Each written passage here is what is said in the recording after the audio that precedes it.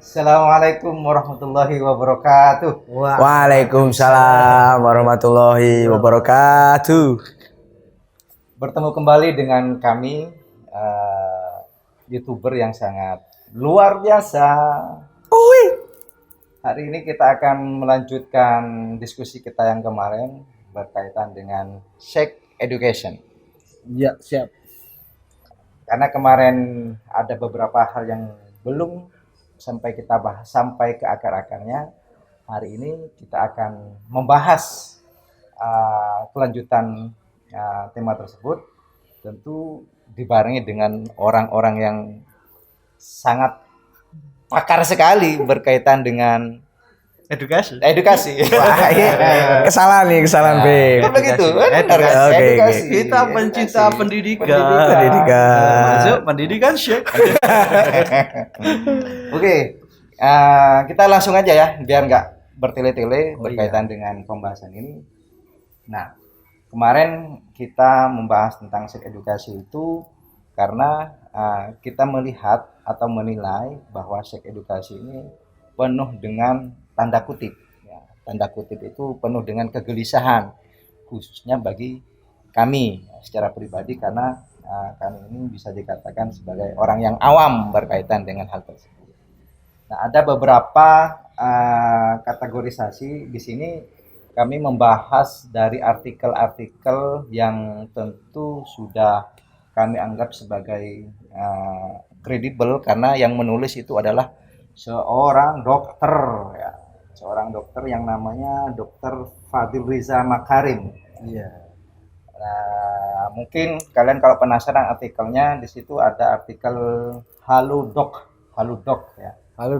Halodoc.com ya. Di situ sampean searching aja usia yang tepat untuk melalui pendidikan seks pada anak. Nah, Ya kan kemarin itu apa? Kemarin kita kan menyampaikan kegelisahan kita Betul. sebagai seorang bapak. betul. Kalau ini kan calon bapak. calon bapak. Amin. Calon Kegelisahan bapak. kita untuk mendidik anak termasuk pendidikan tentang seks. Kita kan bingungnya di masa anak diajari mantap-mantap. Mantap. Ya, Kalau seks. bapaknya saya kira sudah nggak usah diajari lagi kan. Cuman gitu. ini kalau bapaknya kan belajar di tingkat Di gayanya. tingkat gayanya. Freestyle. Nah, ternyata di informasi yang kita dapat dari Halodoc, insya Allah ini kompeten ini. Websitenya kompeten betul. mengenai pendidikan mantap-mantap pada anak dimulai umur berapa dan caranya bagaimana. Langsung saja di sini dalam artikel itu sudah diberikan klasifikasi ya atau kategorisasi berkaitan dengan pendidikan mantap-mantap itu mulai dari 0 sampai 3 tahun. Ya, 0 Ada ya, beberapa kriteria ya. kriteria ya kategori ya. Oh, dengan caranya gitu juga. Dengan ya. caranya. Siap. Ya. Di situ dijelaskan bahwa untuk memulai pendidikan pendidikan seks itu dimulai dari 0 sampai 3 tahun. 0 sampai 3 tahun. 0 ya mulai. Kalau di artikel itu, Pak, maksudnya yang disampaikan seperti apa? Cara mendidiknya anak umur 0 sampai 3 terkait seks itu gimana? 0-3 tahun itu mengajarkan pendidikan seks kepada anak bisa dimulai dari yang 0 sampai 3 tahun itu ya, dengan memberikan istilah-istilah atau memberikan nama ya, nama yang sesuai dengan kenyataannya gitu. Jadi 0 sampai 3 tahun itu memberikan ya istilah itu tadi. Istilah semisal Mr. P dan Mr. V. Kalau di Miss V gitu. iya kan. Kalau kita baca, saya pribadi kan baca, nanti kita tanggapi lah. Ya. Itu pertama itu disampaikan apa itu, Pak? Mengajarkan pendidikan seks kepada anak bisa dimulai dari usia dini. Ibu sebagai orang tua bisa memberitahu nama-nama bagian tubuh yang sebenarnya, mulai dari kaki, tangan, kepala hingga Mr. P dan Miss V. Tentunya dengan nama asli Nama asli. organ tersebut. Ya. Iya kan? Berarti nggak ada saringan lah. Bukan, nah, karena Mr. P kan bukan nama asli. Nama kan? asli bukan. Bukan kan. Nama Ini- aslinya kan ini bukan nama- Mr. P. Oh, iya P, tapi Ya kan kan, itu kan inisial. Inisial P. Ah. Nah, P itu siapa? P. Prayit. Prai. Prabowo. Ya P siapa? Iya, iya, iya, betul. Jadi di artikel ini kan ingin menunjukkan kalau 0 sampai 3 itu harus memberikan ya nama asli kan. Iya. Tapi beliaunya menulis tidak nama asli Iya kan, gitu. mau Iya. Mr. P. P-nya ini maksudnya Berarti apa? nggak konsis ini, nggak konsis. Kalau yang membaca ini masyarakat awam seperti saya itu jelas maknanya pi macam-macam, Mbak. Macam-macam betul. So pentol kan bahaya. Terus aneh juga itu bingung, Mbak. Anak Gimana? umur 0 sampai 3 tahun itu kira-kira komunikasinya gimana? Ya, enggak. 0 loh, Pak. Wih, gitu. Ya begitu. Jadi kan kalau yang saya ketahui berkaitan dengan psikologi anak itu, artinya karakter anak mulai dari 0 sampai 3 tahun itu dia masih belum bisa diajak komunikasi. Belum. Tapi dia paham. Dia paham terhadap rangsangan yang diberikan oleh lingkungan gitu. Semisal ketika anak itu melihat bapaknya seperti ini, Oh, ya, iya. itu akan terekam dalam otaknya gitu loh. Anak pertama Anak pertama masih umur anggaplah 1 tahun. 1 tahun Jelas tidur bareng ibunya tuh, Pak. bareng ibunya gitu. Terus malam-malam malam-malam bapak sama ibunya Pengen. melakukan hal yang wow Iya. gitu. Masa anaknya bangun paham, Pak? ya kalau ya kan pasti melihat kan. Memorial kan berarti rangsangan Iya. memorial. Jadi sepertinya itu akan terekam, tapi dia tidak mengerti bahasanya itu apa gitu loh. Itu ngapain? Namanya itu apa Oh, gitu iya. loh. Siap. Dia ngapain dia nggak tahu gitu loh. Paling dikira macul. Kiranya ya wis gulet-guletan kan Siap, gitu. siap.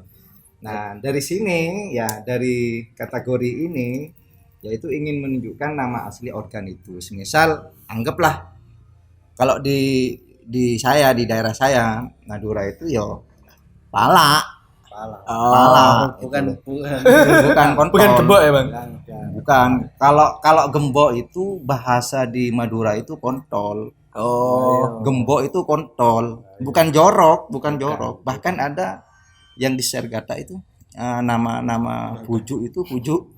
Iya kan ada itu nama-nama tokoh lah dinyamakan kontol. Berarti itu Mr. P menurut daerah masing-masing. Menurut masing-masing. Terus kalau antum seandainya punya anak gitu. Wis lanang ya lah gampang-gampang. Iya. Perlu gak diurui seks edukasi sejak dini? Iya, kalau bilang perlunya sih perlu, tapi yang masih membingungkan kan tentang bagaimana membahasakan itu. Ya. Membahasakan. Makanya nih diajarin membahasakan. Lah itu bingung, pasti mau menyebut dengan nama asli kok didengar Saru. orang saru. Dia tetap saru, Beb, tetap saru. Pak dokter juga bilang gitu, tabu tadi. Pak dokter di artikel itu kebiasaan di masyarakat kita kalau bilang nama asli itu tabu, dikhawatirnya itu termasuk Saya ucapan yang- juga bingung masalah tabu ini apakah hal mitos ataukah apa?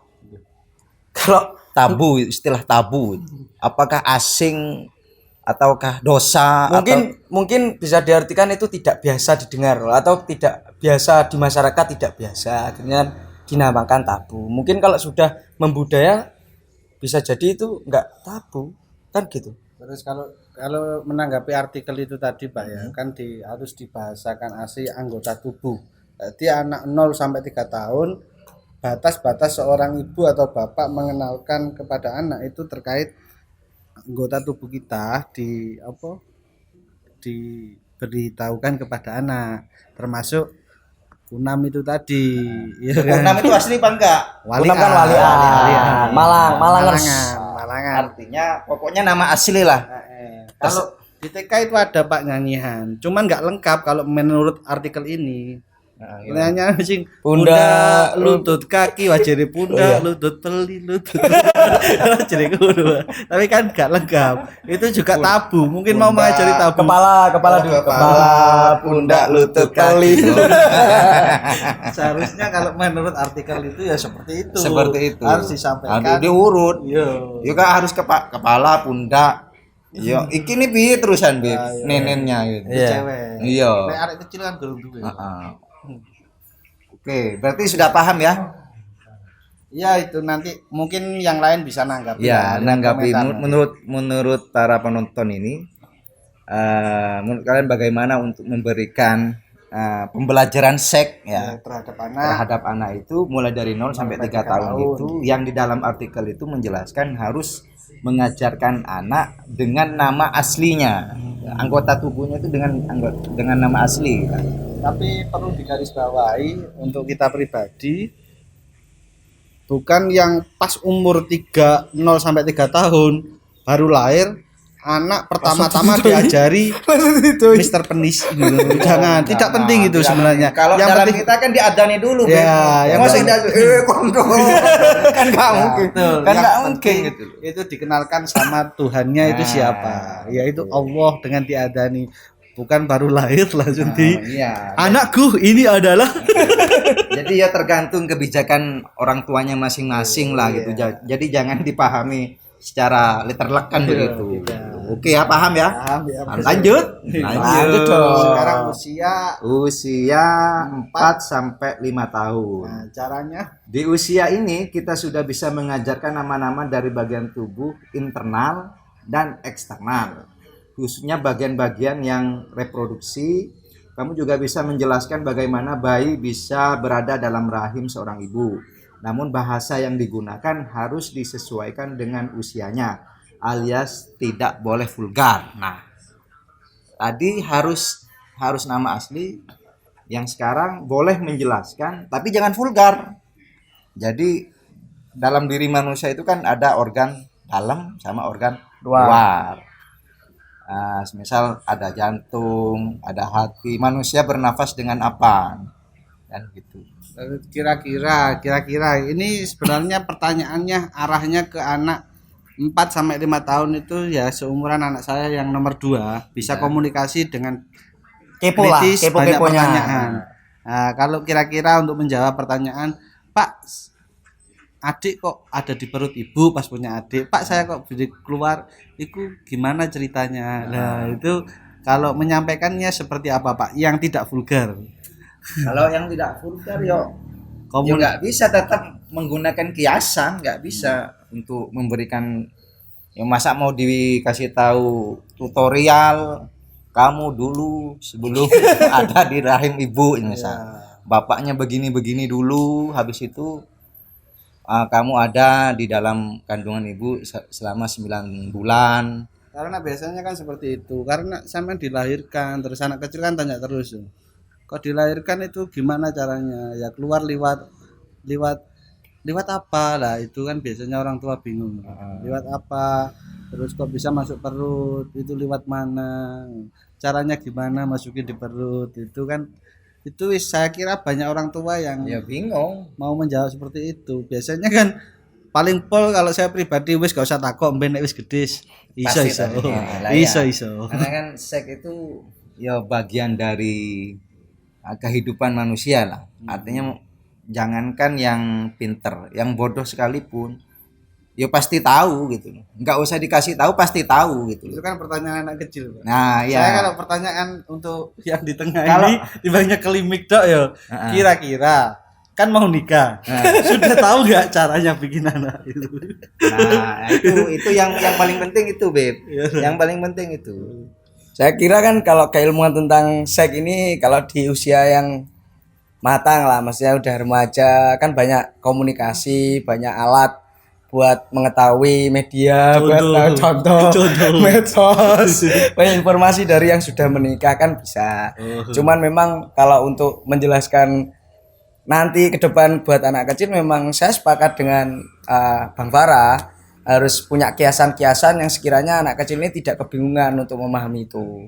Kalau ditelan mentah-mentah ya pasti terjadinya saru gitu. Nek saya sih pasti secara insting atau naluri anak itu tahu, tapi bahasanya nggak paham. Salah satu contoh begini, kalau kita sering mandi bareng anak, meskipun dia umur Iya. 0 sampai anggaplah umur 2 tahun saja, 2 tahun setengah, itu sudah tahu loh. Kok ini ada bulunya gitu. Kok ada bulunya gitu. Itu pasti gitu. Dan saya mengalami itu gitu loh. Mengalami itu. Berarti Makanya kan, kalau menjelaskannya berarti oh ini kan nanti kalau sudah besar gini, pol-polnya kayak gitu. Ya, Bang. ya enggak, artinya begini. Dia itu dijelaskan atau tidak. Saya yakin anak itu paham, gitu. Paham. Tapi bahasanya nggak tahu gitu loh. Loh, ibu hamil gitu. Dia tahu, tapi kan sebabnya hamil dia mesti bertanya-tanya dalam pikiran si anak itu. Kalau kita kembali ke laptop, gitu kan. Tadi yang disampaikan di Halodoc itu kan harus menyampaikan dengan bahasa yang sebenarnya tapi tidak vulgar. Tidak gitu. vulgar. Yang disampaikan tetap organ-organ tubuh tadi ya, Pak. Ya, reproduksi. Alat-alat reproduksi. Ini anak laki-laki, ini punya belalai, kan macam-macam bahasanya. Tapi kan yo itu tadi jadi pertanyaan ke anak kecil lagi. Nanti ke kebun binatang bingung lihat belalai gajah. Itu kok belalainya besar tidak bertelur. Kan Iya. bahaya. Ya itulah. Tetap mengandung misteri menurut saya. Seks itu penuh dengan misteri. Iya. Sebagaimana sebijak ya tergantung kebijaksanaan orang tua lah. Ya, Dalam kalau kita kan memberikan itu. cari informasi di artikel. Di artikel benar. Kita untuk mempraktekkan butuh komunikasi sama bapak-bapak dan sama Calon, tentunya calon. Tapi anu, Beb, Apa menurut Anda gimana? ini mau tidak mau kalau dilemparkan ke masyarakat awam, hal-hal yang beginian ini kan bagi orang yang melek informasi. Bagi yang tidak melek, suasana yang seperti ini nyeritani anak dengan itu bagi mereka heleh. Nanti lek besar udah tahu sendiri. Lah pasti menjadi digampang nih, Itu kemarin sempat kita bahas, khawatirnya kan kalau dari kecil kita tidak memberi informasi, ketika anak sudah remaja mencari informasi sendiri, Pak. Oh, sakar pede. Ya, akhirnya keluar di website w.ek. Biasanya kan orang tua begini, kalau anak-anaknya itu terlalu vulgar gitu kan. Biasanya kan ada anak yang ya aktif kan, aktif. Moro-moro dia ngomong, kalau nggak ada orang sih biasanya ngomong. Ini apa gitu loh. Misal loloknya gitu, lolok bahasa Bali. Bali kan Apa, Pak? ya kunam gitu loh. Bukan leak ya. Bukan lolok, Lolo. Asli lolo. lolok gitu. Nah, itu kan biasa nanya itu loh. Terus misal ada yang berbeda itu pasti tanya. Ya, ya. Ada bulunya itu pasti Tanya. gitu. Cuman Kok kadang besar, kok kecil? Iya, orang tua itu kan bilang, nggak boleh ngomong-ngomong gitu, jelek. Ya, ya, Nah, ya. jadi ada istilah pembatasan lah. Nggak boleh ngomong-ngomong nang sopo, dosa, gini. Tapi anak itu kalau di lingkungan keluarga pasti ngomong. Tapi karena sudah diwanti-wanti itu, ya instingnya dibatasi sehingga dia nggak ngomong kalau banyak orang. Lantum, Beb. Iya, Beb. Ya, Anaknya 3, Beb. Iya. Ya, pasti kan. Ya, tadi kemarin saya sampaikan seperti itu beberapa pertanyaan. Sebenarnya kita itu sudah ada filter kalau terutama tentang aurat dan dada bengek itu. Cuman realita yang ada hari ini kan masih digembar-gemborkan sex education itu untuk siapa? Berarti like, dari dua ini yang tak pahami, yang satunya lewat suasana apa namanya ya? Di daerah, kemudian di masyarakat bahwa kayak gitu saru. Lek di sebelah berarti pendekatannya religiusitas berarti. Iya, Beb? Iya, sama saja kita kan satu agama, Pak. Kita kan. Iya, maksudnya kan beda-beda cara menjelaskannya. Saya ya, Bang? kira sudah bisa dipahami lah gitu Ya, kan. cuman kita teknik untuk mengajarkan ke anak itu seperti apa gitu Iya. loh, Pak.